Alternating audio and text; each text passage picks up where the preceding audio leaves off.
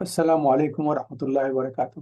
قال اللہ تبارک وتعالی فی الکلام المجید والفرقان الحمید فاعوذ باللہ من الشیطان الرجیم بسم اللہ الرحمن الرحیم ان اللہ ملائکۃ یصلون علی النبی یا ایھا الذین آمنوا صلوا علیہ وسلم اللهم صل على محمد وعلى آل محمد كما صليت على إبراهيم وعلى آل إبراهيم إنك حميد مجيد اللهم بارك على محمد وعلى آل محمد كما باركت على إبراهيم وعلى آل إبراهيم إنك حميد مجيد رب اشرح لي صدري ويسر لي أمري واحلل عقدة من لساني يفقهوا قولي رب زدني علما۔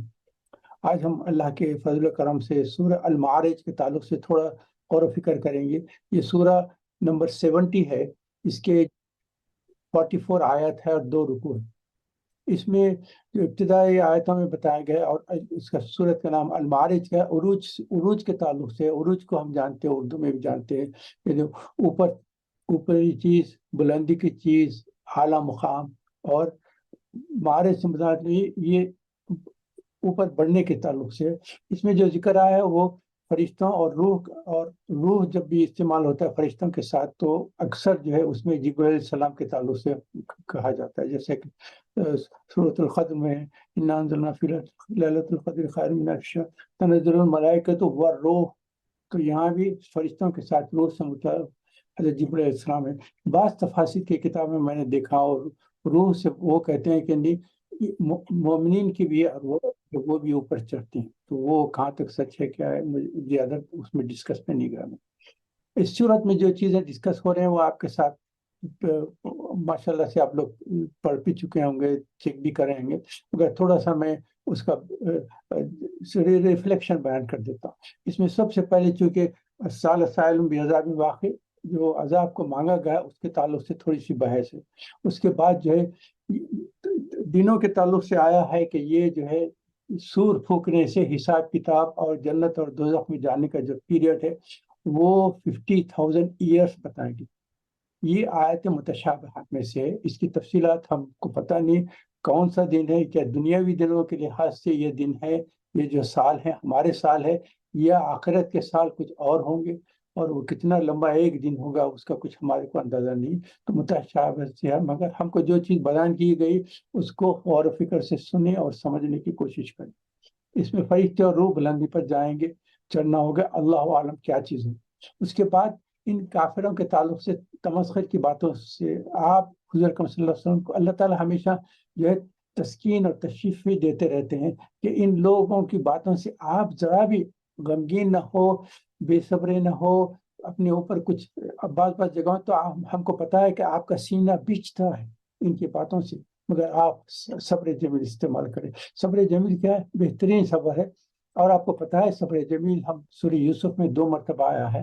سورہ یوسف میں جو ہے یعقوب علیہ السلام نے 2 مرتبہ اللہ تعالیٰ سے صبر جمیل کے تعلق سے کہا۔ ایک مرتبہ تو حضرت یوسف علیہ السلام کے جب انہوں نے کہا کہ نہیں یوسف کو بھیڑیا نے کھا لیا، اور دوسرا وقت بنیامین کو جب چھوڑ کے آئے تھے اس وقت بھی، تو دونوں وقتوں پہ حضرت یعقوب علیہ السلام نے صبر جمیل کے تعلق سے ذکر کیا ہے۔ تو اسی صبر جمیل کی یہ بات ہو رہی ہے، بہترین جو صبر ہو سکتا ہے حضور اکرم صلی اللہ علیہ وسلم کو اللہ تعالیٰ تسکین اور تلقین دے رہے ہیں کہ اس کو آپ استعمال کریں، صبر جمیل بہترین ہے۔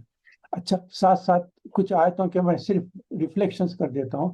ساری چیزیں جو ہے اللہ تعالیٰ کے سامنے موجود ہیں، ہم سمجھتے ہیں کہ دور ہے، یہ آخرت کے تعلق سے پوچھتے ہیں آخرت کب آئے گی، تو ہم کو تو پتہ چلتا ہے کہ بہت بہت دور ہے، ہزاروں سال، آدم علیہ السلام کی تخلیق سے لے کے اب آخرت کب آئے گی، کتنی ہزار سال ہوئے، کیا ہے، مگر اللہ تعالیٰ فرماتے ہیں کہ تم سمجھتے ہیں بہت دور ہے، ہمارے سامنے تو دونوں موجود ہیں، تمہاری ابتدا بھی موجود ہے، تم جس حالت سے گزرے وہ بھی موجود ہے، اور تمہاری آخرت بھی موجود ہے۔ اس کی ایک مثال دیتا ہوں میں، جب ہم پلین میں بیٹھتے ہیں نا، تھوڑا سا پلین اوپر ہونا شروع ہو جاتا ہے، تو آپ دیکھیں آپ ونڈو کے قریب آپ کی سیٹ مل جائے نا، آپ نیچے دیکھنا شروع کر دیں تو تھوڑی دیر میں ایسا دکھے گا کہ آپ جو اپنی کار پارک کیے تھے، کار پارک میں جو کارس ہیں نا، جو بڑے بڑے کار تھے، اس کے بعد جب دیکھیں تو ایسا دکھتا ہے کہ وہ جو ٹوائے کے کار سے ہو جاتی ہیں۔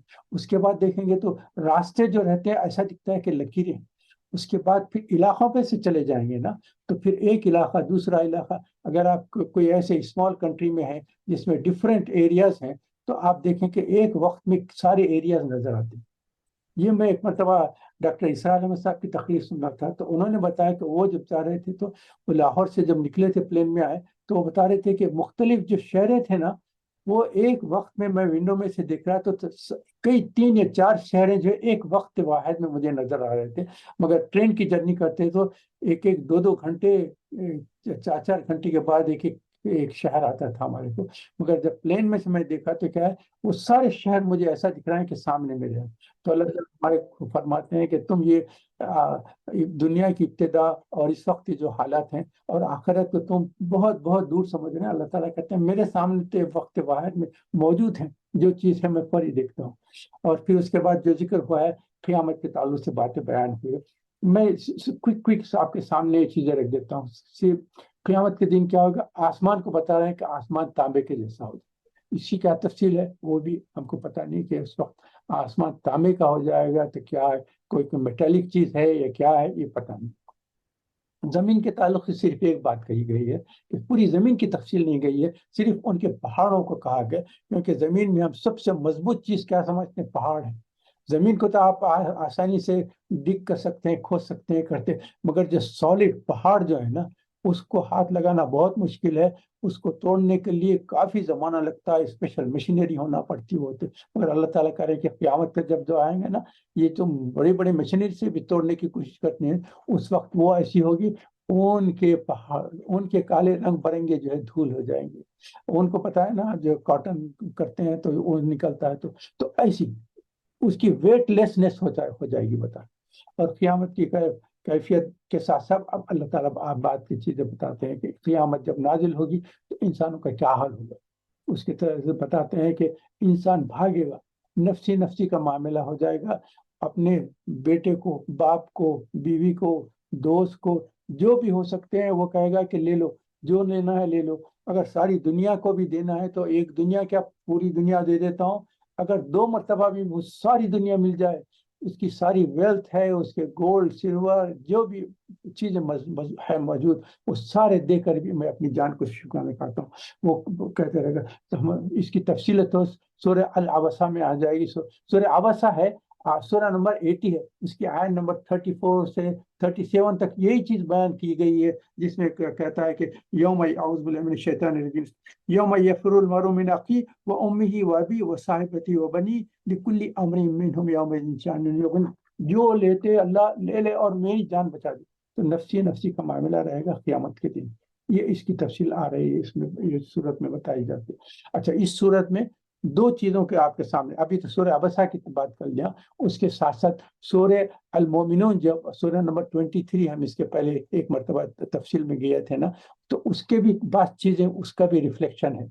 سورہ مومنون میں جو ہے سورہ نمبر 23 ہے، اس کی آیت نمبر 1 سے 11 تک جو ہے مومنین کے جو صفات بیان ہوئے، ان صفات کی ایک جھلکی اس میں بھی، یہاں اس صورت میں بھی آ رہی ہے، آخر میں آ جائیں گی. اللہ تعالیٰ بتا رہے ہیں کہ انسان کی جو تخلیق کی تھی، وہ انسان ایک لحاظ سے جی کا کچا ہے. بڑھتے ان انسان خلق حلوہ، کچا جن کے بنا کے جی کا کچا ہے. تو جب کیا ہوتا ہے، اس کو جب تھوڑی سی تکلیف پہنچتی ہے نا، تو بے صبرا ہو جاتا ہے. ایسا ہے کہ بس پہاڑ ٹوٹ گیا اس کے اوپر. مگر اس کے ساتھ ساتھ پھر اللہ تعالیٰ کیا کرتے ہیں، ایک ہی فیز میں نہیں رکھتے انسانوں کو. ہمیشہ جب تکلیف ہوتی ہے، اس کے بعد تکلیف کے بعد ایک راحت اور ایک اطمینان کا اور ایک بہتری زمانے کا بھی وقت آتا ہے. تو یہ جب تکلیف کی کیفیت ہوتی ہے تو بے صبرا اور بالکل آؤٹ آف کنٹرول ہو کے بالکل ایسا ہو جاتا ہے کہ بس پہاڑ ٹوٹ گیا. مگر اس کے ساتھ ساتھ جب اللہ تعالیٰ ان کو راحت اور بہتری زندگی عطا کرتا ہے تو وہ بے پرواہ ہو جاتا ہے. وہ بھول جاتا ہے کہ کبھی مجھ میں مصیبت بھی آئی تھی کیا نہیں. تو ہمارا بھی یہی حالات ہے، جب ہمارے کو اوپر کسی قسم کی بیماری آتی ہے تو اس وقت محسوس کرتے ہیں کہ بہت تکلیف ہے. جب وہ بیماری دور ہو جاتی ہے تو ایسا محسوس کرتے ہیں کہ کبھی ہمارے کو بیماری آئی نہیں تھی. تو یہ چیز بتا دیں، اللہ تعالیٰ بتائے عام انسان کے ساتھ. مگر اور تھرڈ تھنگ اس میں کیا ہے ان لوگوں کے ساتھ، جب اللہ تعالیٰ دولت دیتا ہے اس کے بعد اس کیا ہے، ثقیل ہو جاتا ہے. یعنی کنجوس جو بولتے ہیں نا، کنجوس ہو جاتا ہے، مائزر ہو جاتا ہے. حالانکہ دیکھیں تو دولت کے دینا کیا ہے، اللہ تعالیٰ ہمارے امتحان لینے کے دیتے ہیں. ویسا اگر اللہ تعالیٰ، ایک آپ کے سامنے بات کرتا ہوں، اگر اللہ تعالیٰ سارے انسانوں کو پیدائش ہونے کے ساتھ ہی ساری انسانیت ہدایت پہ رہتی تو کوئی پرابلم نہیں تھا. مگر اللہ تعالیٰ نے سب کو ہدایت کے ساتھ پیدا نہیں کیا، نبی اور رسول کو بھیجے ہیں تاکہ لوگوں کو ہدایت دیں، ان کے ذریعے سے ہدایت ملے گی۔ اسی لیے اس کا ایک میں حالانکہ کوئی کمپیریزن نہیں ہے مگر ایک مثال دے رہا ہوں میں، اسی لیے اللہ تعالیٰ اگر چاہتے تو سارے لوگوں کو دولت مند بنا دیتے، کسی کو محتاجی نہیں رہتی، مگر اللہ تعالیٰ نے کیا کیا، کچھ لوگوں کو دولت دی اور کچھ کو جو ہے غریب اور فقیر اور نادار رکھے۔ تو اس کا مطلب یہ کیا ہے، جس کے پاس دولت ہے وہ غریبوں کا اس میں حق ہے، اس کو ڈسٹریبیوٹ کرے، آپ کو جمع کے رکھنا نہیں ہے، اس کو ختم کرنا ہے، اس کو استعمال میں لانا ہے۔ یہ نہیں ہے کہ سارا دے دیں، آپ رکھیں، اپنے پاس بھی رکھیں، اپنی ضروریات کے لیے رکھیں، اپنے خاندان کے لیے رکھیں، مگر کچھ نہ کچھ دوسروں کے ساتھ شیئر کریں، تو اس دولت کا جو آپ پہ حق ہے وہ حق پورا کریں۔ تو دولت کا حق تقسیم کرنے کے لیے جو بتایا گیا، اس میں دو قسم کے لوگ ہو سکتے ہیں۔ اس قسم کے لوگ رہتے ہیں جو مانگنے والے، اور دوسرے کیا ہے جو نہیں مانگے۔ نہیں مانگنے والوں کے تعلق سے بہت سوچنا پڑتا ہے، کیونکہ مانگنے والے تو جب مانگیں گے تو آپ کو پتہ ہے کہ ضرورت مند ہے، لیکن بعض ضرورت مند ایسے ہیں جو مانگتے نہیں، ان کو ہم سفید پوش کہتے ہیں۔ تو ان کے تعلق سے ہم کو خود خیال کرنا چاہیے۔ سب سے بہترین طریقہ یہ ہے، اپنے ریلیشن میں دوست صاحب جو کلوز رکھتے ہیں ان کے تعلق سے تھوڑا سوچتے رہیں کہ ان کے حالات کیسے ہیں، ویلتی ہے نہیں ہے، ضرورت مند ہے نہیں، قرض دار ہے نہیں۔ اگر ایسا معلوم ہو جائے کہ یہ ضرورت مند ہے، قرض دار ہے، مگر ہمارے سے کبھی نہیں مانگتے، تو ان کے تعلق سے غور و فکر کر کے ان کو بغیر مانگے لے جا کے دینا چاہیے۔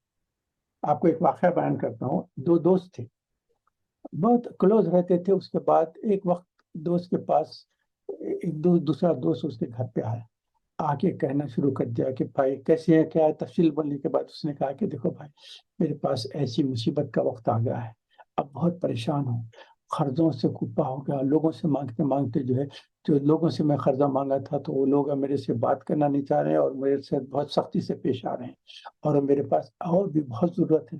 میں چاہتا تھا کہ تمہارے سے اتنی کلوز ریلیشن شپ ہے، تمہارے سے دوستی ہے، تو تمہارے سامنے اپنی واقعات نہ بیان کروں، مگر تمہارے سامنے تو جب بھی ملتے تھے اسی حالت سے، اچھے کپڑے پہننے میں پتہ بھی نہیں چلتا تھا کہ یہ پریشان حال ہے۔ مگر مجھے اب اس وقت افسوس یہ ہے کہ تمہارے سامنے آ کے میں بیان کرنا چاہ رہا ہوں۔ تو وہ شخص کہا کہ ایک منٹ ٹھہرو، میں اندر گیا، جا کے بیوی کے سامنے ذکر کیا۔ بیوی کے سامنے ذکر کیا تو بیوی نے کہا کہ کتنی بری بات ہے کہ تمہارا اتنا قریبی دوست ہے اور تمہارے سے اس کی حالات سے تم واقف بھی نہیں تھے، اور آ کے اس نے کہا۔ تو وہ دوست واپس آیا، آ کے کہا میں نے ابھی بیوی سے بات کر کے آ رہا ہوں، اور اس کے بعد اس کی آنکھوں میں آنسو آ گئے اور رونے کی شکل ہو گئی۔ تو اب یہ دوست پریشان ہو گیا، اس نے کہا کہ ہو سکتا ہے کہ ان کے پاس اب پیسہ کیا کرنا ہے، کھلانا ہے مائک سلیم، آپ کا مائک آف کر دیں۔ تو وہ اس نے وہ رونے کی شکل ہوگی، پریشان ہو گیا۔ تو اس نے کہا اب یہ آدمی کو پریشانی ہوگی کہ ارے میں آ کر ان کو تکلیف دیا، مجھے نہیں آنا چاہیے تھا۔ دیکھو آنکھوں میں آنسو بھی ہو گئے روکنے کی وجہ، اور جا کے بیوی سے بات بھی کی ہے تو ہو سکتا ہے بیوی نے بھی کچھ ڈانٹی دی ہوگی۔ تو اب یہ بہت پریشان ہو گیا۔ اس کے بعد کیا بولا، بہت بہت معافی چاہتا ہوں۔ اس نے کہا کہ نہیں بیٹھو۔ نے کہا کہ نہیں بھائی، آپ پریشان دکھ رہے ہیں، رو رہے ہیں، آنکھوں میں آنسو آ گئے ہیں آپ کے، تو میرے کو تکلیف پہنچی۔ انہوں نے کہا کہ نہیں بھائی، آنسو اس لیے نہیں لیا کہ مجھے آنسو اس لیے آئے ہیں اور میں شرمندہ ہوں کہ ایسا وقت آیا کہ آپ مجبور ہو کر میرے پاس آئے، مجھے چاہیے تھا کہ یہ واقعے سے پہلے آپ کی مدد کرنا چاہیے تھا۔ تو وہ سوچ کے میرے آنکھوں میں آنسو ہو گئے۔ تو یہ اپنے پاس جو بھی کچھ پیسہ تھا وہ لے کر آیا۔ اس نے کہا کہ آپ کو کتنی ضرورت ہے بتا دو، کل ہوا تو میں جو ہے بینک جا کر پھر پیسے لا کر آپ کو دے دوں۔ تو یہ جو نہ مانگنے والے ہیں ان کے تعلق سے ہم کو زیادہ کوشش کرنا چاہیے، سوچنا چاہیے۔ جو مانگنے والے تو کئی لوگوں سے مانگیں گے، ان کو تو مل جائے گا۔ جو نہ مانگنے والے ہیں، جو سفید پوش ہیں، ان کا خیال کریں، خاص طور پہ اپنے رشتہ داروں میں اور دوستوں میں ان کے حالات کو دیکھتے رہیں کہ کس کا فائنینشیل پوزیشن کیا ہو رہا ہے، کن حالات سے گزر رہے ہیں۔ مالک مکان میں رہنے والے ہیں تھے، دیکھے تو کیا پتہ چلا کہ مکان بیچ کر کرائے کے گھر میں آ گئے ہیں، فلیٹ میں رہ گئے ہیں، اور اس کے بعد کیا حالات ہو رہے ہیں، پریشانی ہے، اور ان کے خاندان میں کیا ہو رہا ہے، بیوی کی کیفیت کیسی ہے، بچوں کی کیفیت ہے، ان کے ایجوکیشن کیا ہو رہا ہے، ان کے النس کیا ہو رہا ہے، تو کوئی ٹریٹمنٹ کے خرچے ہیں کیا۔ یہ تعلق سے تو یہ میں جو ہے زکوٰۃ کے تعلق سے اور صدقات کے تعلق سے اور پیسے خرچ کرنے کے تعلق سے تھوڑا سا میں ہٹ گیا. تو ہم پھر اپنے ٹاپک پہ آ جاتے ہیں. میں نے کہا نا کہ عام آدمی کے تعلق سے بتایا گیا ہے کہ جب تکلیف آتی ہے تو بے صبرا ہو جاتا ہے، جب راحت ملتی ہے تو بے پرواہ ہو جاتا ہے، جب دولت ملتی ہے تو بخیل ہو جاتا ہے. اس کے کمپیریزن میں اب اللہ تعالیٰ مومنین کی شان بیان کرنا شروع کرتے ہیں. مومن کیا ہے؟ جب تکلیف ہوتی ہے تو صبر کرتا ہے. کہ کوئی نہیں، کہ اللہ تعالیٰ مجھے ٹیسٹ کر رہے ہیں، اللہ مجھے آپ قوت اور طاقت دے کے یہ جو مصیبت اور صبر کا موقع ہے، ضمانت ہے میرے آپ کی مدد کے بغیر میں اس کو صبر نہیں کر سکتا. یہ مصیبت آ گئی، یہ تکلیف آ گئی، یہ بیماری آ گئی. اس کے بعد جب اس کو راحت ملتی ہے تو راحت پہ اللہ کا شکر ادا کرتا ہے بے انتہا. اللہ آپ کا لاکھ لاکھ شکر ہے، آپ کا لاکھ لاکھ ایک ایک چیز پہ ہمیشہ شکر ادا کرتے رہو. تو حدیث میں یہ بتایا گیا کہ مومن کی شان بھی کیا زبردست ہے کہ دونوں کیفیت میں اس کو جو ہے اللہ کی طرف سے اس نوازش ہوتی ہے، وہ ہدایت ملتی ہے، ثواب کماتا ہے. جب تکلیف پہنچی ہے تو صبر کرتا ہے تو اللہ تعالیٰ نوازتے ہیں اور اس سے راضی ہو جاتے ہیں. جب راحت ملتی ہے اور شکر ادا کرتا ہے اللہ تعالیٰ اس سے. تو دونوں کیفیات میں یہ دو صفات مومنین کے بیان کیے گئے. اس کے بعد جو ہے ٹوٹل ان کے 11 صفات یہاں بیان کیے گئے. آپ کے سامنے صلاۃ کے تعلق سے نماز کے تعلق سے 2 مرتبہ بیان کیا گیا. جیسے سورہ مومنون میں بھی بیان کیا گیا تھے، وہاں بھی جو ہے صفات بیان کیے تھے مومنین کے. چاہے نماز کے تعلق سے صلاۃ جو ہے پہلے کہا گیا صلاتہم خاشعون بیان کیا گیا سورہ مومنون میں. یہاں صلاتہم دائمون، یہ ہمیشہ سے نماز قائم کرنے والے ہیں. وہاں جو ہے خشوع و خضوع سے کرنے والے تھے، یہ ہمیشہ قائم کرنے اور دائم کرنے والے. اس کے بعد جو ہے صلاۃ کے بعد جو ہے زکوٰۃ کے تعلق سے ہم نے ڈسکس کر لیا. اس کے ساتھ پھر اور ایک صفت یہ بیان کی، یہ آخرت پہ ایمان لانے. آخرت پہ ایمان لانے والے، حالانکہ دیکھیں تو ایمان کے تو سارے ایمان کے تفصیلات آ گئے، مگر آخرت کا ایمان اس لیے اہم بیان کیا گیا. جس کو آخرت کا ایمان آ گیا اس کے ساتھ سارے ایمان آ گئے. اللہ پر بھی ایمان آ گیا، رسول پہ بھی آ گیا، قرآن پہ بھی آ گیا، ملائکہ پہ بھی آ گیا. کیونکہ اس کو پتا ہے کہ آخرت میں مجھے اللہ کے سامنے جانا ہے اور میرا حساب کتاب ہونا ہے. آخرت کا ایمان لا لیں گے تو سارے ایمانوں کے ساتھ چلے آ گئے. اس کے بعد جو دوسرا ہے، یہ میں جو بیان کر رہا ہوں نا، مومنین کے شان میں تکلیف کے ساتھ صبر نمبر 1، راحت کے ساتھ شکر نمبر 2، صلاۃ نمبر 3 ہے، زکوٰۃ نمبر 4 ہے، نمبر 5 آخرت پر ایمان ہے، نمبر 6 کہ اللہ کے عذاب اور اس کی ناراضگی سے ڈرتے رہتے ہیں. کہ مومنین کی شان یہ کہ اللہ کے عذاب سے بھی ڈرتے ہیں اور اس کی ناراضگی سے ڈرتے ہیں. جیسے سورۃ الرحمن میں آ گیا نا، سورہ نمبر 55 میں، آیت نمبر 46 میں، وَلِمَنْ خَافَ مَقَامَ رَبِّهِ جَنَّتَانِ، جو اللہ کے سامنے کھڑے ہونے سے جو ڈرا ہوا رہا تو اس کے لیے اللہ تعالیٰ 2 جنتیں عطا کرتے ہیں. 2 جنتیں ہم نے سورۃ الرحمن کے وقت ڈسکس کر لیے تھے. 2 جنتوں سے مراد یہ ہے کہ ایک تو جنت وہ خود اس کی اپنی ملے گی، اور دوسری جنت اس کی ملے گی جو جہنم میں چلے گا. جو اس کی جنت تھی وہ بھی جنت آپ کو ملی، اور آپ کا جہنم میں جو حصہ تھا وہ جہنم کا حصہ اس کو دوسرے کو مل گیا. تو آپ کو 2 جنتیں مل گئی. اور بعض مفسرین نے کہا ہے کہ 2 جنتوں سے مراد یہ ہے کہ اللہ تعالیٰ اس دنیا میں بھی آپ کو جنت عطا فرما دے. آپ کو اتنے نعمتیں، اتنے برکتیں اور ایسی بہترین زندگی گزارتے ہیں، اور آپ جتنا شکر ادا کرتے گئے اور آپ کو اللہ تعالیٰ اضافہ کرتے ہیں. لئن شکرتم لازیدنکم، جتنا شکر کریں گے اور ملے گا. تو یہ آپ کے لیے دنیا خود بھی ایک جنت بن جاتی ہے، جس میں آپ نیکیاں کماتے ہیں، سارے نعمتوں سے فائدہ بھی اٹھاتے رہتے ہیں، اور پھر اس دنیا میں بھی آپ جنت کا مزہ لیتے ہیں. اس کے بعد آخرت میں تو جنت ملے گی. تو پھر وَلِمَنْ خَافَ مَقَامَ رَبِّهِ جنت، تو جو اللہ کے سامنے کھڑا رہنے سے خوف موقع ہوگا اس کے لیے بھی جنت ہے. تو اللہ کے سامنے کھڑے رہنے سے کیسا ڈرنا ہے؟ ایک تو حقوق اللہ ہے، اللہ کا جو حقوق حق ہے ہم نے پورا کیا نہیں کیا، فرما برداری کی ہے، نافرمانی کی، شکر گزاری کری ہے، ناشکر گزاری کری. اس کے ساتھ ساتھ حقوق العباد بھی ہے. جتنے آپ کے کریشن تھے اللہ کے، ان کا آپ نے حق ادا کیا نہیں. سب سے پہلے آپ اپنے والدین کا حق ادا کیا نہیں، اپنی اولاد کا حق ادا کیا نہیں، اپنے اسپاؤس کا حق ادا کیا نہیں، اپنے بھائی بہنوں کا حق ادا کیا نہیں، بلڈ ریلیشنز کا حق ادا نہیں کیا، اپنے دوست احباب کا، اور پھر جتنوں سے آپ کا کانٹیکٹ ہوا ہے ان کا حق ادا کیا نہیں. مجھے تو ایسا ڈر ہوتا ہے کہ اللہ تعالیٰ ہمارا دنیا میں جن جن سے کانٹیکٹ ہوا، ایک ایک پرسن کو بلا کے بھی پوچھ سکتے ہیں کہ دنیا میں تمہارا ان سے کانٹیکٹ تھا، یہ کس حساب سے تمہارے ساتھ گزارا کریں. تم جواب دو، شہادت دو. कैसा कहते हैं कैसे था।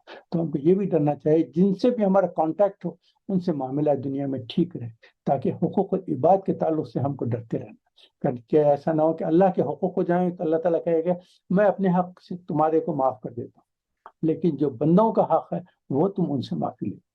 तो हमको ये चाहिए कि दुनिया में मरने से पहले पहले जिनसे हमारे कांटेक्ट से सबसे सबसे माफी मांग कर मरना चाहिए, वरना फिर इस दुनिया में अगर माफी ना मिलेगी तो आखिरत में तो आपको मैं जो तो मुफलिस के ताल्लुक से लंबी हदीस सुना चुका हूँ, तो फिर मैं दोबारा बोलना नहीं चाहता। तो इसके ताल्लुक से बहुत कोशिश करें कि अल्लाह ताला के सामने खड़े रहने से डरना बहुत। तो ये नंबर 6 जो है अल्लाह के अजाब से और उसकी नाराजगी से डरते रहना है, नंबर 6 है। नंबर 7 क्या, अज़दवाजी जिंदगी, सेक्सुअल रिलेशन के ताल्लुक से ये आया है। ये आपको सूरह मोमिनून में भी आया है और यहाँ भी आया है कि फुरूजहिम हाफिजून, अपने जो है प्राइवेट पार्ट की जो है कहते हैं, जहाँ अल्लाह ताला ने इजाजत दी निकाह करने की जो जरूरत थी आपने पूरी की, तो वो आपने अल्लाह ताला की ताबेदारी में के और निकाह करने के बाद जाएंगे तो मुझे एक पता ऐसी बताया गया था कि किसी से ऐसे पूछा था, उसने कहा कि जब निकाह हो और तुम जाएंगे और अपनी जो ये रिलेशनशिप रखेंगे तो उससे तुमको सवाब मिलेगा। आपने कहा कि हम जाने के बाद हम ये रिलेशन हस्बैंड एंड वाइफ के रिलेशनशिप से हमको सवाब मिलेगा। उन्होंने फरमाया कि अगर तुम जिना करते तो उसका अजाब नहीं मिलता था, तो कहा हाँ मिलता था। तो फिर तुमने अपने आप को जिना से बचा लिया और अल्लाह ने जिसकी इजाजत दी है वो काम कर रहे हैं तो उसका सवाब मिल रहा है। तो देखिए सुभान अल्लाह, ये कैसी बातें हैं। तो नंबर 7 क्या है, सेक्सुअल रिलेशनशिप के वास्ते बहुत केयरफुल रहते हैं। नंबर 8 क्या है, अमानत। जब हमारे को कोई अमानत दी जाती है उस अमानत की हिफाजत करते हैं, उसको पूरी अदा कर दें। अमानत से मतलब ये नहीं कि सिर्फ पैसा किसी ने रखा है तो नहीं, अमानत तो ये है आपके सामने कोई बात करे तो उस बात वो बात भी आपके सामने अमानत है, वो दूसरों के सामने बगैर इजाजत के उसको डिस्क्लोज नहीं कर रहा। आप किसी मजलिस में बैठे हैं, मजलिस में कोई बातचीत हुई है, तो मजलिस से बाहर जाने के बाद लोगों के सामने ये ना बयान करें कि हम जो बैठक थी ना उसमें ऐसे ऐसे बातें हो रही थी, तो आपने मजलिस का हक अदा नहीं किया। तो ये अमानत का जो है ना, सिर्फ पैसों की अमानत नहीं है, किसी के अहद की भी अमानत है, किसी की बात की भी अमानत है। किसी ने आपके सामने कोई चीज पेश की और अपना राज आपके सामने खोला, सीक्रेट आपको बयान किया और आप उसका सीक्रेट लोगों के सामने बयान करते जा रहे हैं, तो आपने अमानत में खियानत कर। नंबर 9, हॉल की पाबंदी। जब आपने किसी से वादा किया, किसी से आपने कांटेक्ट किया और आपने कहा कि देखो, फर्ज कीजिए आपने किसी से कर्जा लिया, उनसे वादा कर लिया कि इतना इतना कर्जा लेता हूँ, इतने दिन में अदा कर दूंगा, तो आप अपने हॉल की पाबंदी करें। या किसी से और किसी किस्म का भी हॉल हो, मैं तो पैसों की बात नहीं कर रहा हूँ, जो किस्म का हॉल हो सकता है, किसी से आपने वादा किया तो वादे को पूरा उसका अहद करना जरूरी है। नंबर 9 ये आपको अमानत और खौफ, दो चीजें जो आए हैं इसके ताल्लुक से आपको बयान कर देता हूँ। हुज़ूर अकरम सल्लल्लाहु अलैहि वसल्लम नबूवत से पहले क्या था, उनको लोग क्या कहा करते थे, अस्सादिक अल अमीन, जो बात करते हैं जो कौल करते हैं उसको सच्चाई से बयान करने वाले हैं, और अगर कि इनके पास कुछ अमानत रख दी जाए तो अमानत बराबर कर। अस्सादिक अल अमीन हुजूर के सिफात में से। और कौल की पाबंदी, अमानत की पाबंदी करना है, ये सब बहुत बहुत अहम चीजें हैं। और जब आप ये कौल मतलब ये कि किसी वादा करें ना, तो इसके ताल्लुक से बहुत अहम क्या चीज़ है, क्योंकि आपको पता है ना, हदीस की किताबों में सही बुखारी और सही मुस्लिम में जो हदीस हैं, मुनाफिक के सिफात जो बयान किए हैं उनमें से 2 सिफात ये हैं, जब उसको अमानत दी जाती है तो उसमें खियानत करता है, जब किसी से कुछ खौल करता है वो अपने अहद से हट जाता है, जब बात करता है तो हमेशा झूठी बात करता है, lies lies all the time. तो ये सिफात है। खौल की बात में 9 है। उसके बाद नंबर 10 क्या है, गवाही। गवाही यानी विटनेस है तो सच्ची गवाही देना। खास तौर पे अगर आपको कोर्ट में जाना पड़ा है तो आप जो है वहाँ अपने अपने मुल्कों में तो कुरान पे हाथ रख के बोलना था, जो कुछ कहूँगा सच के अलावा कुछ ना कहूँगा, ऐसी जो बात होती है ना। मगर अपने जो है गवाही देंगे ना, तो और उसके अलावा कोर्ट के अलावा भी अगर आप आपस में रिलेशंस में है, किसी ने आपके सामने कोई बात की, कोई वादा किया और कुछ अहद किया है और कुछ कहा है और आप उसके गवाह हैं, तो हमेशा जब जरूरत पड़ेगी लोग पूछेंगे तो कहना कि हाँ मैं गवाह हूँ, उन्होंने मेरे सामने बात की थी। उसको छुपाने की जरूरत, अगरचे कि आपके दोस्त अहबाब रिश्तेदार का उसमें नुकसान भी हो सकता है, अगर होता है तो हो जाए, मगर जो आपके सामने बात हुई थी जो गवाही देना जरूरी है वो गवाही देना आपके सामने। ایک واقعہ بیان کرتا ہوں. ایک صاحب، ہم یہ پرانا حیدرآباد کا واقعہ، اللہ ان کو بہت تکلیف ہوئی مجھے. تو وہ کورٹ میں جا کر انہوں نے کسی جائیداد کے تعلق سے کسی اپنے رشتے دار کو یا دوست کو ایک جائیداد ملنے والی تھی، اس کے تعلق سے جا کر انہوں نے جھوٹی قسم کھائی. جھوٹی قسم کھا کر واپس آئے ہیں. سیکنڈ ڈے ان کو اسٹروک ہو گیا، کمپلیٹ پیرالسس. نہ بات کر سکتے ہیں، نہ ہاتھ پیر ہلا سکتے ہیں، کچھ نہیں. اس کے بعد پتہ نہیں کتنے دن وہ زندہ رہے، ختم ہو گئے. مگر ایک دن جا کر جھوٹی گواہی دیے، اس سے پتہ نہیں کس کا فائدہ ہوگا. تو اس سے کسی نے یہ میں جہاں تک سمجھتا ہوں کسی حدیث میں نے پڑھا تھا، سب سے بیوقوف وہ شخص ہے جو کسی کی دنیا کے لیے اپنی آخرت تباہ کر لے. کسی کی دنیا بنانا ہے اور آپ اپنی آخرت تباہ کر لیں تو اس سے بڑھ کر بے خوف انسان کون. تو یہ ہے. پھر آخر میں جو ہے نمبر 11 جو ہے صلاۃ کے تعلق سے ہے. صلاۃ جو ہے قائمون جو ہے، صلاۃ الحافظون، حفاظت کرنے والے. پہلے تھا صلاۃ الدائمون، ہمیشہ دائم اور قائم رکھنے والے. اس کے بعد جو ہے دوسری مرتبہ سے جو صلاۃ ہے حافظون، ان کی حفاظت کرنے والے. اور سورہ مومنون میں جو تھا صلاتہم خاشعون، خشوع و خضوع کرنے والے تھے. آپ کو سورہ مومنین کے اور سورہ المعارج کے جو صفات آئے ہیں مومنین کے تعلق سے، وہ ہے صلاتہم خاشعون وہاں آیا تھا، یہاں صلاتہم دائمون ہے. اس کے بعد سورہ مومنون میں جو ایک صفت آئی تھی جو اس میں معارج میں نہیں آئی ہے، وہ تھی اللغو معرضون، بیکار قسم کی چیزوں سے اپنے آپ کو بچاتے ہیں. جو ایسی چیز جس سے آپ کو کسی قسم کا فائدہ نہ ہو، ویسٹ آف ٹائم جس کو بولتے ہیں نا، اس چیز سے بچنے کے لیے مومنین کی صفت کیا ہے؟ جہاں دیکھتے ہیں کہ ویسٹیج آف ٹائم جہاں ہوتا ہے، اس سے اپنے آپ کو بچاتے ہیں. کیونکہ اس سے فرض کریے آپ اس سے نقصان، کسی قسم کے نقصان میں بھی نہیں جا رہے ہیں، تو آپ تو فائدے سے محروم ہو گئے نا. جو وقت اللہ نے دیا ہے آپ کو، جیسے والعصر میں ہم کئی مرتبہ پڑھے ہیں، جو اللہ تعالیٰ وقت دیا ہے اس کو استعمال کرنے کے لیے دیا گیا، اس کو ویسٹ کرنے کے لیے دیا. زکوٰۃ کے تعلق سے ڈسکس کر لیے، فروجہم حافظون وہ بھی ڈسکس کر لیے. اللہ کے عذاب سے ڈرتے ہیں، امانت، عہد، آخرت کے تعلق سے سورہ المعارج میں آخرت کے تعلق سے بیان کیا گیا ہے، جو سورہ مومنون میں آخرت کے تعلق سے نہیں، آخرت میں صلاتہم یا حافظون کے تعلق سے بتایا گیا.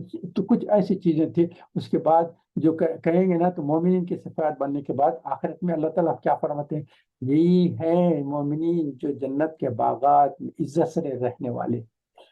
جیسے سارے صفات بیاننے کے بعد سورہ مومنین میں کہا کہتا کہ یہ جو ہے یہ لوگ ہیں، یہ جو الفردوس کے حقدار ہیں، ان کے لیے جنت الفردوس ملنے والی ہے.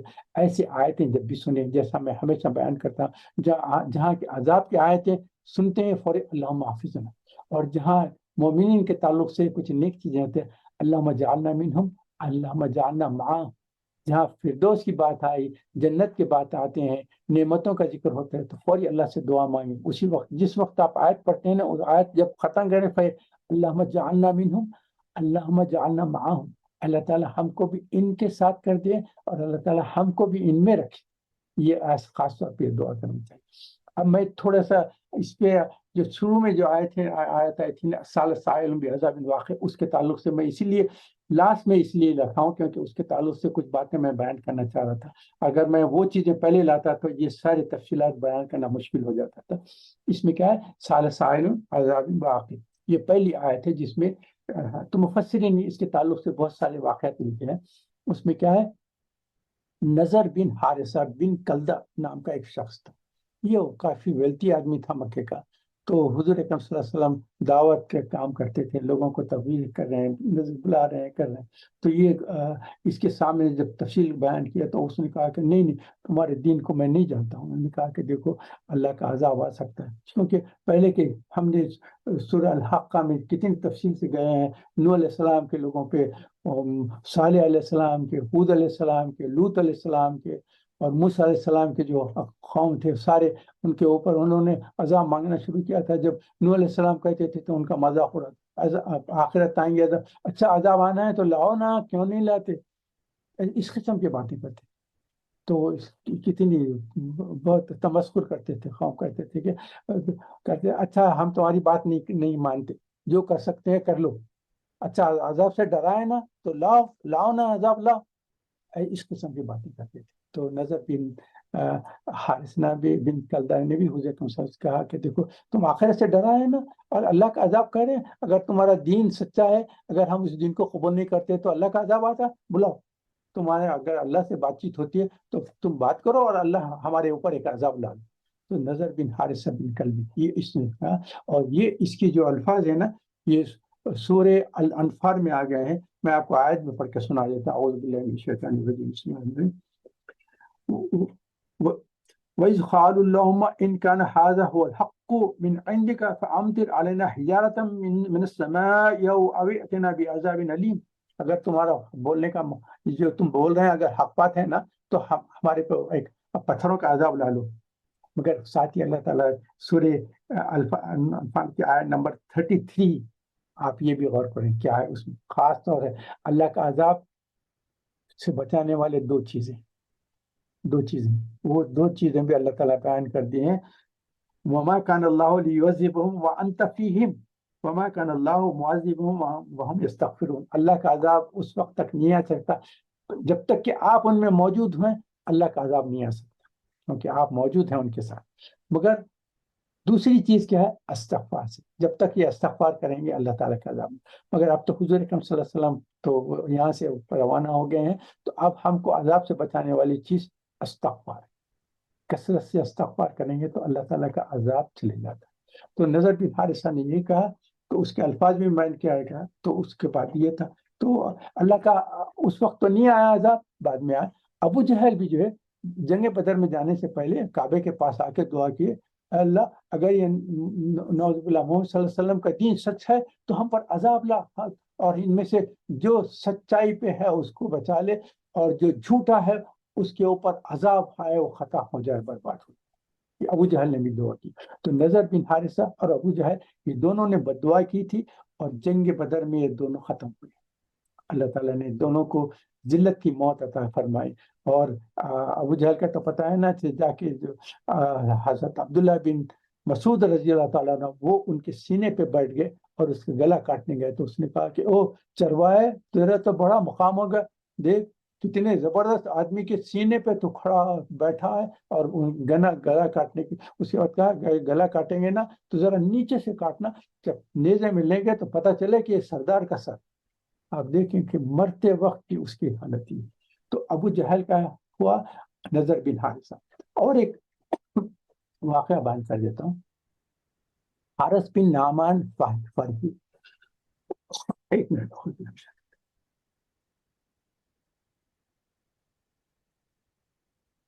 حارث بن نعمان فہری ہے، یہ جو ہے تفسیر ابن کثیر سے پہلے تھے تفسیر ابن جریر طبری ہے، انہوں نے اپنی تفسیر میں لکھا ہے، اس میں لکھا ہے کہ یہ حارث بن نعمان فہری ایک وقت ایک حضور اکرم صلی اللہ علیہ وسلم کے زمانے کے بعد ایک مرتبہ کسی صحابی سے ملنے گیا تھا، تو انہوں نے ذکر کیا، انہوں نے کہا کہ دیکھو ایسا ہے، اور باتوں میں انہوں نے حضرت علی کے تعلق سے کہا کہ حضور اکرم صلی اللہ علیہ وسلم نے فرمایا ہے کہ جو علی سے دشمنی کرے گا وہ ایسا ہے اس نے مجھ سے دشمنی، اور جو علی سے محبت کرے گا وہ ایسا ہے جس نے مجھ سے محبت کی۔ تو وہ شخص جو ہے دوسرے علاقے کا تھا اور دوسرے قوم کا تھا، وہ حضرت علی کے تعلق سے کچھ اچھا خیال نہیں رکھتا تھا، وہ بس قریشی اور ان لوگوں سے زیادہ اہمیت نہیں تھی۔ جب ایسا سنا تو اس نے کہا تم نے تو کہا ایمان لاؤ تو ایمان لا لی، تم نے کہا نماز پڑھو تو نماز پڑھے، تم نے کہا زکوٰۃ دو تو زکوٰۃ دے دیں، اس کے بعد تم نے دوسرے یہ کام کرو تو کر لی، اب یہ تم لا کر کہیں کہ علی سے محبت کرے تو میرے ان سے محبت ہے، علی سے دشمن، یہ میں نہیں مانتا۔ اگر یہ اس کے بعد انہوں نے سمجھانے کی کوشش کیا تو وہ اس وقت غصے میں آ، اس نے کہا اگر یہ سچی چیز ہے تو مجھ پہ پہاڑ گرے۔ یہ ایک قسم کی بات ہو جاتی ہے بعض وقت، پتہ نہیں اللہ بچائے ہم کبھی، ہم بھی بعض وقت ہو سکتا ہے غصے میں ایسی کوئی بات کر دیں۔ اور میں نے حیدرآباد میں دیکھا ہے کہ بعض وقت جب چوری اور ایسے چیزوں کا معاملہ ہو جاتا تھا نا، لوگوں کے اوپر جب شک کر کے ان کو بلاتے تھے تو کیا کرتے تھے، اپنے بچوں کو لا کے کرتے اگر یہ آپ کہہ رہے ہیں اگر یہ چوری چھوٹ ہیں تو اللہ ہمارے آل اولاد پہ اس کا عذاب لائے، اس قسم کی بات کرتے تھے۔ تو ان کو پتہ بھی نہیں ہے کہ کتنی غلط قسم کی بد دعا دے رہے ہیں۔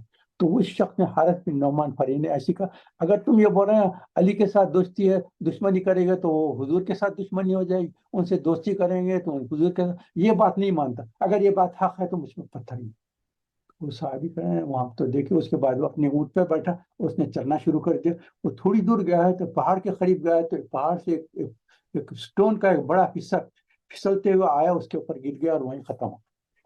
یہ تفسیر ابن جریر علامہ طبری نے یہ واقعہ لکھا ہے، واللہ عالم اس کی تفصیلات کیا ہے۔ اس کے بعد اب ایک چیز پہ آتا ہوں میں، آپ کو قادیانی کا معلوم ہے نا، غلام احمد، ان سے بحث مباحث سے کہا کئی مرتبہ ہوا کرتے تھے، کئی لوگوں سے، صحیح علماء سے، کئی لوگوں سے ہوا کرتے تھے۔ آخر میں اس نے جو ہے قاضی ثناء اللہ صاحب جو امرتسری تھے، ان سے بھی بحث مباحثہ ہوا۔ اس کے بعد انہوں نے کہا کہ دیکھو یہ بحث مباحث بہت ہو گئے، اب آئے ہم ایک میدان میں آ کر اللہ کے سامنے دعا کریں یا بد دعا دیں۔ جیسا کہ آپ کو پتہ ہے نا، حضور صلی اللہ علیہ وسلم کے پاس بھی جب جو کرسچنس ڈیلیگیشن وغیرہ آئے تھے تو انہوں نے ماننے سے جب بحث مباحثہ ہو تو اس کے بعد حضور نے کہا کہ دیکھو میں اپنے اہل بیت کو لے کر آتا ہوں، تم اپنے لوگوں کو لے کر آئیں اور اللہ سے دعا کریں کہ ان دونوں میں سے جو غلطی پہ ہے اللہ اس کو تباہ کر۔ تو انہوں نے جب کہا تو اس نے کہا کہ سیکنڈ ڈے آئیں گے بولے۔ اس کے بعد آپ کو پتا ہے نا سیکنڈ ڈے ان لوگوں نے کہا کہ نہیں، انہوں نے کہا کہ اگر آپ کو سچا دین لے کر آئیں اور اگر نبی ہمارے لیے بد دعا کریں گے تو ہم تو اسی وقت تباہ ہو جائیں گے۔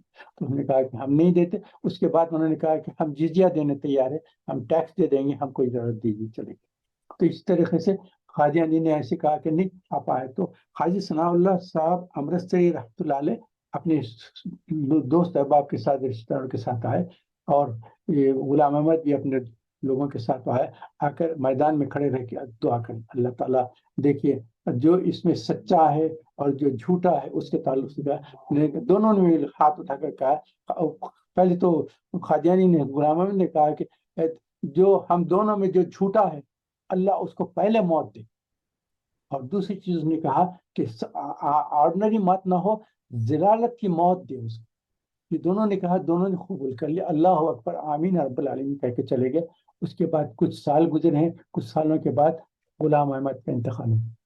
اور کیسا ہوا ہے، ٹوائلٹ گیا، اس کو ڈائریا ہو گیا تھا، نکل کے جا رہا تھا تو لکوڈ ڈائریا جس سے پیر پھسلا ہے، اور اس کے بعد ٹوائلٹ کی جو سیٹ، وہاں سیٹاں نہیں ہوتے تھے، وہاں پتھر کے 2 سلیب رہتے تھے، اس پہ بیٹھ کر ٹوائلٹ کیا کرتے تھے۔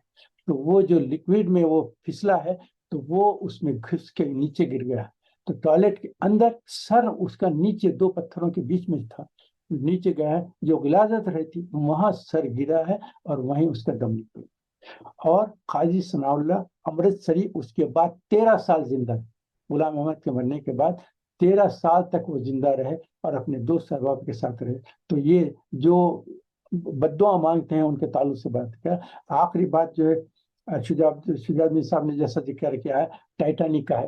1912 میں کیا ہوا ہے، ایک بہترین شپ بنا ہے جس کو ٹائٹینک کے نام سے ہے۔ اس وقت کی جو ٹیکنالوجی تھی، ساری ٹیکنالوجی، بیسٹ ٹیکنالوجی یوز کر کے ایسا بنا ہے۔ آپ کو پتا ہے نا شپ کا کنسٹرکشن کب سے ہوا، نوح علیہ السلام کے زمانے سے۔ فرسٹ جو کشتی جو بنائی، بڑی زبردست کشتی جو بنائی تھی نوح علیہ السلام نے بنائی۔ اس کے بعد کشتیاں بنتے رہے، شپس بنتے رہے، جیسا کہ سورہ کہف میں بھی ہے نا، آپ کو جو کشتی میں جو ہے موسیٰ علیہ السلام، خضر علیہ السلام نے ٹریول کیا تھا۔ تو ایسا یہ 1912 میں ٹائٹینک کے نام سے ایک بڑا شپ بنایا جس میں اس وقت کی سائنٹیفک ٹیکنالوجی سے جو جو چیز ہو سکتی ہر چیز فکس کر دی۔ اس کے بعد تقریباً 2 لوگوں کو بلایا گیا کہ بہترین ہے، تو پتہ نہیں وہ تعداد کتنی، 1000 تھی، 2000 تھی، کچھ فگر ہے اس کا۔ تو اتنے لوگ سارے پیسہ دے کر آ گئے، انہوں نے کہا کہ ایسی ٹرپ رہے گی کہ best trip in the world ہو سکتی ہے نا، آپ اس بہترین شپ میں سفر کریں۔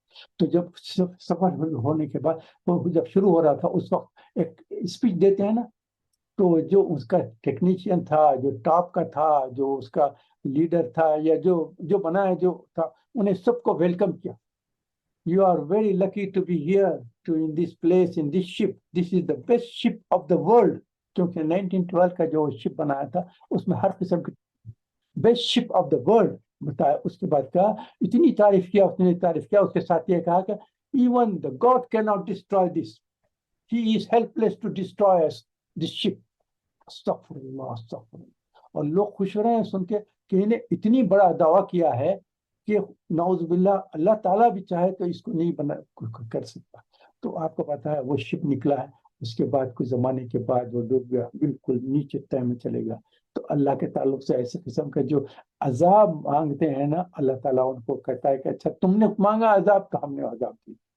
और आपको पता है आजकल के हालात से वो शिप को देखने के लिए सबरीन में गए, वो सबरीन में जाके वहां मर गए। इतनी तो अकल आना चाहिए था कि जहां अल्लाह का अजाब नाजिल हुआ उससे जितना हो सकता है दूर होने की कोशिश करो। आपको पता है ना, जंग तबूक में हुजूर अकरम सल्लल्लाहु अलैहि वसल्लम सफर कर रहे थे, तो एक इलाके से गए हैं वहाँ जहाँ कौम हूद और ये के इलाके के एक कुआं था जिसका पानी था, तो वहां से गुजर रहे थे। तो साहबा ने जब थे तो आटा मिला के वो पानी से गोंद रहे थे रोटी डालने के लिए। जब हुजूर आए तो पूछे कि ये क्या कर रहे हैं, उन्होंने कहा कि ये आटा कहाँ, उन्होंने कहा पानी कहाँ से, उन्होंने कहा उस कुएं से। हुजूर ने कहा कि खबरदार खबरदार, ये अल्लाह का अजाब इस इलाके में आया है, इसका पानी इस्तेमाल नहीं कर सकते, सारा आटा फेंक दो। फेंक कर वहां से दूर गए, दूर के दूसरे इलाके में जाने के बाद वहां फिर आटा मिला के वो उसको रोटी बनाए।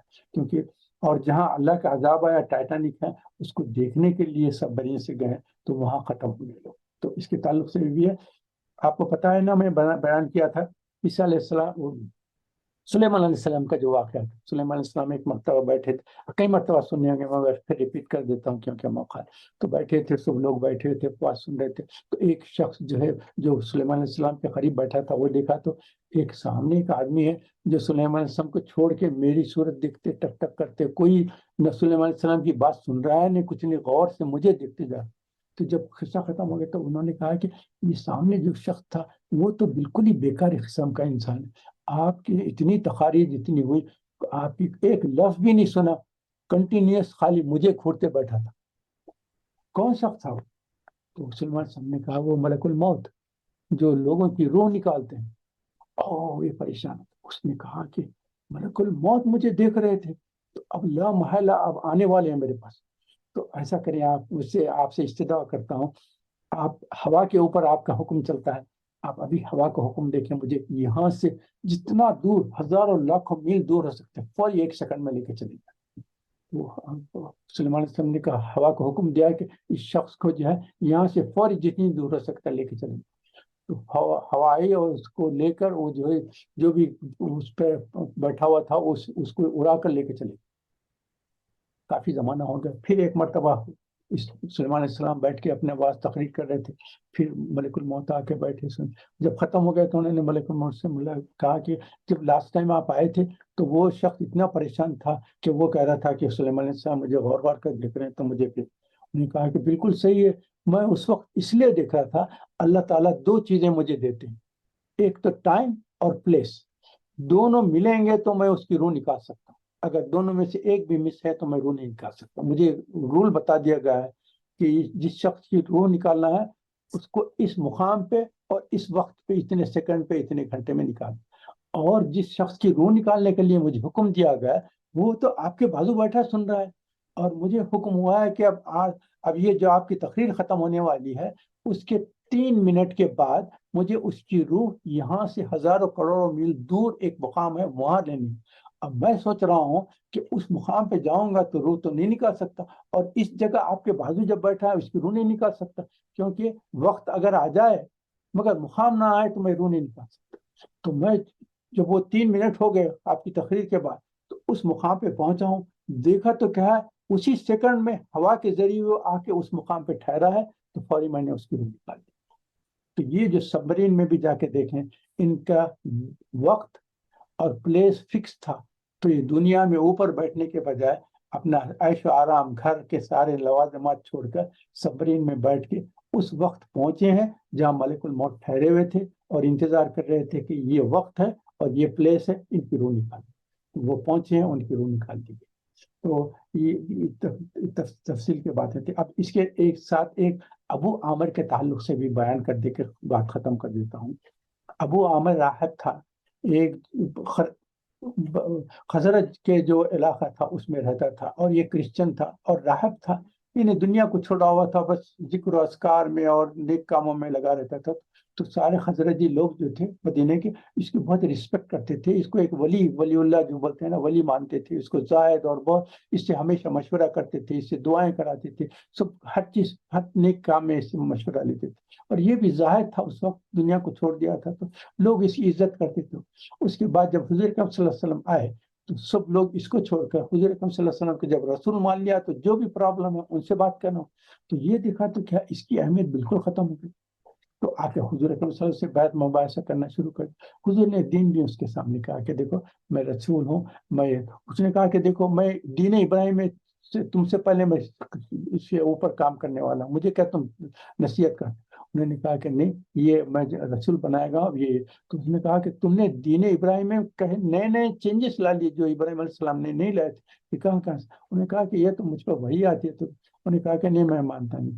نے کہا کہ دیکھو یہی حق بات ہے، میں رسول ہوں، میں نبی ہوں، جیسا ابراہیم علیہ السلام آئے تھے، جیسا موسیٰ علیہ السلام آئے تھے، جسے انبیاء آئے، عیسیٰ علیہ السلام آئے تھے، ایسے سارے انبیاء جیسا ہیں میں بھی ویسا ہوں، میں حق پر۔ نے کہا کہ میں تمہاری بات کو نہیں مانتا۔ جب بہت زیادہ ہو گیا تو اس نے کہا کہ اچھا اگر تم حق پہ ہے اور میں نا حق پہ ہوں تو اللہ جو ہے مجھے بھی تباہ کر دے، برباد کر دے، رسوا کر دے، اور ایسی جگہ مجھے موت آئے جو بے کسی کی ہو۔ تو حضور صلی اللہ علیہ وسلم نے آمین کہا اس کے ساتھ۔ اس کے بعد وہ وہاں سے نکل گیا۔ اس کے بعد جا کے غزوہ احد کے وقت قریش کے ساتھ مل کے آیا۔ مل کے آنے کے بعد جب آمنے سامنے فوجیں آ گئے تو اس وقت سامنے آیا، آ کے مدینے والوں سے پوچھا، مدینے والوں تم مجھے جانتے ہو نا، ابو عامر راہب، تم نے میری جتنی عزت کرتے تھے، میں تم کو حکم دیتا ہوں ان کے ساتھ جنگ نہ کرو، چلے جاؤ تم۔ تو مدینے کے جو صحابہ تھے انہوں نے کہا کہ اے فاسق، آج تیری بات ہم سنیں گے، تو اس زمانے میں ہم تیری اہمیت کرتے تھے مگر اب حضور آنے کے بعد تیری اہمیت کچھ نہیں ہے، تو چلے جا، تو تباہ ہو جا، تو پڑھ۔ تو وہاں سے بھی نام۔ اس کے بعد کیا کیا اس نے؟ منافقین کو کانٹیکٹ کر کے کہا کہ تم ایک مسجد بناؤ، اس میں اپنا ایک کنسلٹیشن کا ایریا بناؤ تاکہ تم مسلمانوں کے خلاف کاروائیاں کرتے رہنا، اور کہا کہ مسجد بناؤ۔ تو وہ مسجد بنائی گئی جس کو مسجد زرار کے نام سے بنایا گیا، ابو عامر راہب کی وجہ سے بنائی گئی تھی۔ مگر جب حضور تبوک جا رہے تھے تو کہا کہ لوگوں نے کہا کہ یہاں آ کے نماز پڑھ لیں تو یہ پتہ چلے گا کہ یہ بھی مسجد ہے۔ حضور نے کہا تبوک سے آ کے میں بعد پڑھوں گا اگر۔ مگر تبوک سے جب واپس آئے فوری جبرائیل علیہ السلام وہی لے کے آئے کہ یہ مسجد زرار جو ہے یہ مسلمانوں کے خلاف منافقین نے بنائی ہے، اور یہ مسلمانوں کے خلاف استعمال کرنے لے کے بنائی، اس کو تباہ کر دینا تھا۔ فوراً 2 صحابہ کو بھیجا، انہوں نے توڑ پھوڑ کے اس کو جلا دیا۔ اس کے بعد سے وہ زمین بھی ہے، مگر اب بھی آگے مسجد خبا کو کبھی جائیں گے آپ حج میں اور عمرے کے لیے کبھی گئے مسجد خبا جائیں گے، وہاں سے تھوڑی دور پہ جائیں گے تو وہاں ایک ویسٹ لینڈ ہے جس میں کوڑا کرکٹ جمع کرتے ہیں، وہاں کی ساری جو گندگی رہتی ہے وہاں لا کے جمع کرتے ہیں، وہاں سے ڈسٹ بن آ کے اٹھا کے جاتے ہیں۔ تو وہ مسجد زرار کا علاقہ تھا جس کو اللہ تعالیٰ نے تباہ کر دیا۔ اور اس کو بھی ابو عامر جو راہب تھا نا، اس کو اللہ تعالیٰ نے کیا کیا، ایک جگہ ہے خنسرین نام ہے، ایک علاقہ ملک شام میں ہے، وہاں یہ گیا ہے، تنہا بے کسی کی، بے بسی کی اور تنہائی کی موت مرا ہے۔ اس کا کوئی جاننے والے بھی اتنا کوئی بھی پتہ نہیں تھا۔ تو یہ بھی جو بددعائیں کرتے ہیں تو ایسا کرتے ہیں۔ تو خاص طور پر میں ایک یہاں اس چیز کو بیان کر کے ختم کر دینا چاہتا ہوں، دعائیں جب کرتے ہیں اور بددعا کے تعلق سے بہت بہت احتیاط کریں۔ کبھی ہم غصے میں آ جاتے ہیں، کبھی اپنے اسپاؤس کے تعلق سے، کبھی بچوں کے تعلق سے، کبھی رشتہ داروں کے تعلق سے، کبھی دوست احباب کے تعلق سے، جب لڑائی کچھ ایسی انبن ہو جاتی، کچھ ہوتی ہے تو ایسے کسی قسم کے بد دعا دیتے ہیں۔ تو ہمیشہ ہمیشہ بہت احتیاط کریں، خاص طور پہ اپنے لیے، اپنے خاندان کے لیے، اپنی اولاد کے لیے، اپنے دوست احباب کے لیے کبھی کسی قسم کی بد دعا نہ کریں، بہت احتیاط کریں، کیونکہ اللہ تعالیٰ کس وقت قبولیت دعا کا وقت رہتا ہے ہم کو پتہ بھی نہیں۔ ہم کو صرف اتنا اکثر معلوم ہوتا ہے کہ قبولیت کے دعا کے کیا، افطار کرتے وقت کی دعا قبول ہوتی ہے، جو جس کے اوپر ظلم ہے مظلوم کی دعا قبول ہوتی ہے، ٹریولرز کی دعا قبول ہوتی ہے، اور والدین جو اولاد کے دعا کرتے ہیں وہ قبول ہوتی ہے، سفر کے لیے دعا ہوتی ہے، ایسی کئی اوقات ہیں۔ جس جمعے کے دن بھی جو ہے مغرب سے پہلے پورے جمعے کے دن کوئی وقت ہو سکتا ہے، مگر اکثر کہا گیا ہے کہ عصر اور مغرب کے درمیان کا جو وقت ہے وہ قبولیت دعا کا ہے۔ تو بہت احتیاط کریں، اپنے زبان پہ قابو رکھیں کہ کس وقت وہ قبولیت وقت کا دعا کا وقت ہو سکتا ہے کہ کبھی اللہ تعالیٰ قبول کر لیتے ہیں۔ تو آج کی بات کو اس پہ ختم کرتا ہوں۔ سبحانک اللہم و بحمدک، نشہد لا الہ الا انت، نستغفرک و نتوب الیک۔ اللہ تعالیٰ ہم سے جو کچھ بھی غلطی کوتاہی غلطی اپنی رحمت کے طور معاف فرما دے، اپنی رحمت کے طور ہم پر اپنے رحمت میں برکت نازل فرما۔ سبحانک اللہم و بحمدک، نشہد لا الہ الا انت، نستغفرک و نتوب الیک۔ کوئی کوشچن ہے تو کر لیں، نہیں تو میں دعا کر لیتا ہوں آپ کے سامنے۔ صرف چونکہ یہ خاص دن ہے، آپ اس کے تعلق سے کئی احادیث آپ نے سنے ہوں گے، تو اس میں بہت جتنا ہو سکتا ہے اس سے فائدہ اٹھانے کی کوشش کریں، کیونکہ یہ اس وقت جو عمل ہے، جو آپ کے جو اس کا جو ثواب ہے، اس کی جو اہمیت ہے، وہ سارے سال کے سارے دنوں سے اہم دنوں میں ہے یہ۔ اور خاص طور پہ یوم عرفات کی بہت بہت اہمیت رکھیں، اس کا روزہ رکھیں۔ تو آپ یہ دیکھیے، لاسٹ ایئر کے تو گناہ معاف ہو جاتے ہیں، جیسے 10 محرم کا بھی روزہ رکھیں گے تو لاسٹ ایئر کے گناہ معاف ہو جاتے ہیں، مگر یہ ایک دن کا ایسا روزہ ہے کہ لاسٹ ایئر کے بھی گناہ معاف ہو جاتے ہیں، اور نیکسٹ ایئر کے بھی۔ ابھی نیکسٹ ایئر آیا بھی نہیں، مگر آپ کو خوشخبری یہ دی جاتی ہے کہ جو نیکسٹ ایئر آنے والا ہے اس میں جو گناہ کرنے والے ہیں وہ گناہ بھی اللہ تعالیٰ آپ سے معاف کر دے۔ کتنی بڑی بات ہے۔ تو ایک دن کا روزہ رکھیں یوم عرفات کا۔ یوم عرفات کی اہمیت بتا دیتا ہوں۔ یوم عرفات جو ہے سارے دنوں میں افضل ترین دن ہے، جیسے کہ ہفتے کے دنوں میں جمعے کو کہا ہے، مہینوں میں رمضان کی اہمیت ہے، سارے راتوں میں لیلۃ القدر کی اہمیت ہے، تو دنوں میں یوم عرفات کی اہمیت ہے، کیونکہ یوم عرفات ایک ہی واحد دن ہے جس کی 2 راتیں ہیں۔ یوم عرفات کے پہلی کی رات بھی یوم عرفات کی رات ہے، یوم عرفات کے بعد کی رات بھی یوم عرفات کی رات ہے، اور یوم النہار کی کوئی رات نہیں ہے، کیونکہ یوم النہار کی جو رات تھی عرفات میں گئی ہے۔ تو بہت خاص ہے، اس میں دعائیں کریں، ذکر کریں، قرآن کی تلاوت کریں، صدقہ خیرات کی کوشش کریں، جو بھی ہو سکتا ہے، $5، 5 پاؤنڈ، 10 پاؤنڈ، یا کچھ جو بھی ہو سکتا ہے خیرات کریں، صدقہ دے دیں اس دن کے لیے۔ اور ایک خاص یہ ہے کہ تکبیرات کی کوشش کریں، سبحان اللہ والحمد للہ ولا الہ الا اللہ واللہ اکبر ولا حول ولا قوۃ الا باللہ العلی، لا الہ الا اللہ وحدہ لا شریک لہ لہ الملک وله الحمد یحیی ویمیت والحی لا یموت بیدہ الخیر وهو على كل شیء قدیر۔ اور اللہ اکبر، لا الہ الا اللہ، اللہ اکبر وللہ الحمد، کثرت سے پڑھتے رہیں، اور استغفار کی بھی کثرت کریں، استغفار کی کثرت کریں، اس دعا کریں۔ ایک چیز میرے کو خیال ہوتا تھا، میں آپ کے سامنے ذکر کرتا ہوں۔ میں دیکھتا تھا صحابہ نے جتنے کام کیے ہیں، ہم سارے کام کو کرنے کی کوشش کرتے ہیں، تو ایک چیز کا مجھے افسوس ہوا کرتا ہے، جو صحابہ نے کی ہم نہیں کر سکتے۔ وہ کیا چیز تھی؟ صحابہ نماز پڑھتے تھے، ہم بھی نماز پڑھتے ہیں، زکوٰۃ دیتے ہیں، ہم بھی زکوٰۃ دیتے ہیں، روزے رکھتے تھے، ہم بھی روزے رکھتے ہیں، حج کرتے تھے، ہم بھی حج کرتے ہیں، سب چیز ہر چیز وہ کرتے تھے، وہ کرتے تھے۔ ایک چیز جس سے ان کو بہترین ثواب ملتا تھا، وہ کیا تھا؟ ان کے پاس جو غلام یا باندی رہتے ان کو آزاد کر دیتے تھے، تو اس کا جو ثواب ان کو ملتا تھا ہم کو ثواب نہیں مل سکتا، کیونکہ ہمارے پاس نہ کوئی غلام ہے نہ باندی۔ تو اسی لیے مجھے ایک ہی خیال ہوا کرتا تھا، مگر میں نے جب یہ حدیث پڑھی ہے تو مجھے بہت خوشی ہوئی۔ حدیث میں کیا ہے؟ صحیح مسلم کی حدیث ہے، مجھے اپنے صلی اللہ علیہ وسلم نے فرمایا کہ جو لا الہ الا اللہ وحدہ لا شریک لہ لہ الملک وله الحمد هو الحی لا یموت بیدہ الخیر وهو علی کل شیء قدیر، 100 مرتبہ جو پڑھے گا نا، اس کے 100 گناہ معاف ہوتے ہیں، 100 نیکیاں مل جاتے ہیں، اور 10 غلام آزاد کرنے کا ثواب ملتا ہے۔ یہ چیز جیسی پڑھی میں نے، بہت خوشی ہو گئی کہ مجھے اب 10 غلام آزاد کرنے کا ثواب مل سکتا ہے، جو مجھے نہیں مل سکتا تھا، جو صحابہ کو ملتا تھا مجھے نہیں مل سکتا۔ تو یہ اس کی کوشش کریں، 100 ٹائمز بہت ایزی پڑھ سکتے ہیں، 5-10 منٹس میں ختم ہو جائیں گے انشاءاللہ پڑھیں۔ اور ایک چیز میں آپ کے سامنے کئی مرتبہ بیان کیا ہوں، پھر آج بیان کرتا ہوں، یہی لا الہ الا اللہ وحدہ لا شریک لہ لہ الملک وله الحمد وهو علی کل شیء قدیر۔ ایک مرتبہ صرف ایک مرتبہ بازار میں جا کے، شاپنگ سینٹر میں جا کے ایک مرتبہ پڑھیں گے تو 1,00,000 ثواب ملتے، 100,000 rewards just for seeing one thing in the bazaar. تو بعض مرتبہ ایسا بھی کرے کہ آپ کو شاپنگ کی ضرورت بھی نہ ہو، کار میں بیٹھیں، آن کریں، کار پارک کریں، شاپنگ ایریا میں جائیں، کچھ نہ خریدیں، صرف یہ کلمہ پڑھ کے شاپ میں گزریں، سینٹر میں گزریں، اس کے بعد پھر کار میں بیٹھ کے آن کریں، پھر گھر کو آ جائیں۔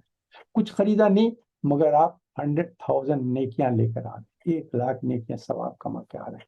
تو یہ کبھی کوشش کریں. تو میں اس جو بھی آپ کے سامنے بیان کرنا تھا معاف کرنا، پھر کوشش کرتا ہوں میں جلد سے جلد ختم کرنے کی، مگر وقت نکل جاتا ہے. دعا کرنے سبحانک اللہم و بحمدک نشہد ان لا الہ الا انت نستغفرک ونتوب الیک. اعوذ باللہ من الشیطان الرجیم.